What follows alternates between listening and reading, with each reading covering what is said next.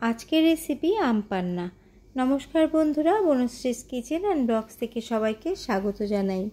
প্রচণ্ড গরম পড়েছে, আর এই গরমে কিন্তু আমাদের ঠান্ডা ঠান্ডা কিছু খেতেই সবসময় মন চাইছে। তার জন্য আজকে আমি এই সহজ পদ্ধতিতে আম পান্না বানিয়ে দেখাবো। যারা কোনোদিন রান্না করেননি তারাও কিন্তু এই ভিডিওটি দেখে আপনারা বানাতে পারবেন। তবে চলুন আজকের রেসিপি দেখে নেওয়া যাক। রেসিপিটি পুরো দেখার অনুরোধ রইল, আশা করি আপনাদের খুব ভালো লাগবে। আম পান্না বানানোর জন্য এখানে আমি 4টে আম নিয়ে নিয়েছি। আমগুলো একটু ছোট সাইজের।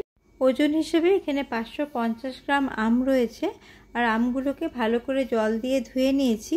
এবার আমের দুই ধারটা এইভাবে কেটে বাদ দিয়ে দিচ্ছি।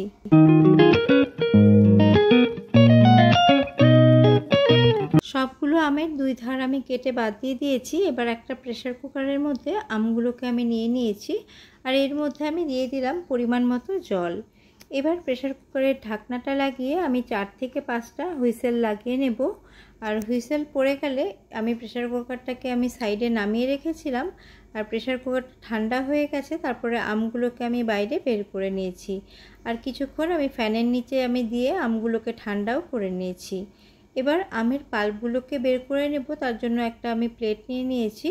এর মধ্যে এবার আমি আমের পাল্পগুলোকে বের করে নেব। একটা চামচের সাহায্যে আমের পাল্পগুলোকে ভালো করে বের করে নেব।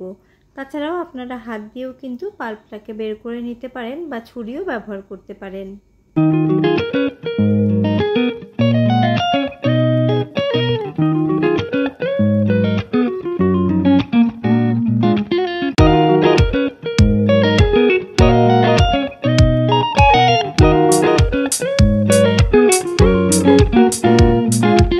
সমস্ত আমের পাল্পগুলোকে আমি এইভাবে বের করে নেব।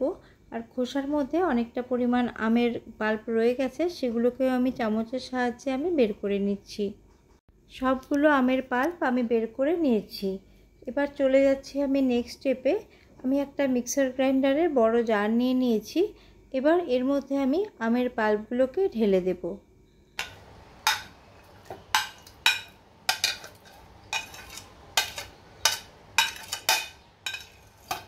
এবার আমি এর মধ্যে দিয়ে দিচ্ছি কিছুটা পরিমাণ পুদিনা পাতা। পাতাগুলোকে আমি আগেই ধুয়ে নিয়েছিলাম। আর আপনাদের যদি বেশি স্ট্রং ফ্লেভার পছন্দ হয় তাহলে পুদিনা পাতা আরেকটু বেশিও দিতে পারেন।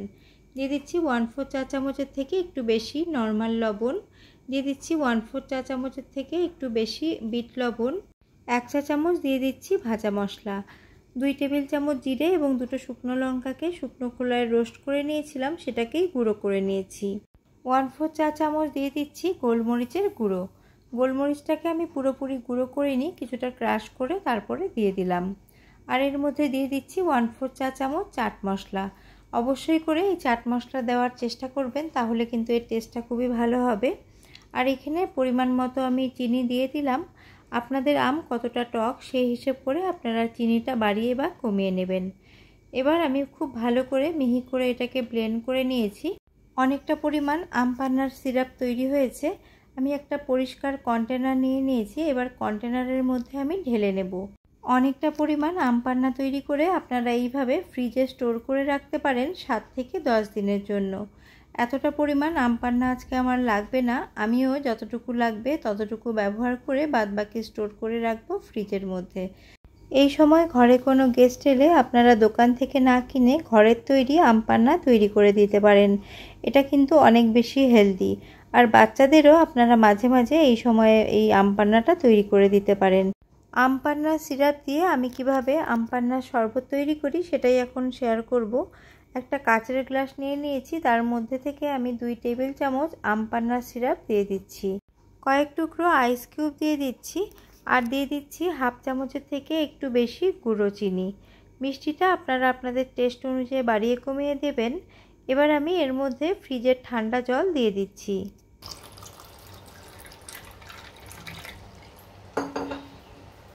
এবার একটা চামচের সাহায্যে সমস্ত কিছু আমি ভালো করে একটু মিশিয়ে দেব। এই সময় আপনারা নুন এবং মিষ্টি একটু চেক করে নেবেন। যদি কিছুর প্রয়োজন হয় এই সময় আপনারা অ্যাড করে দিতে পারবেন।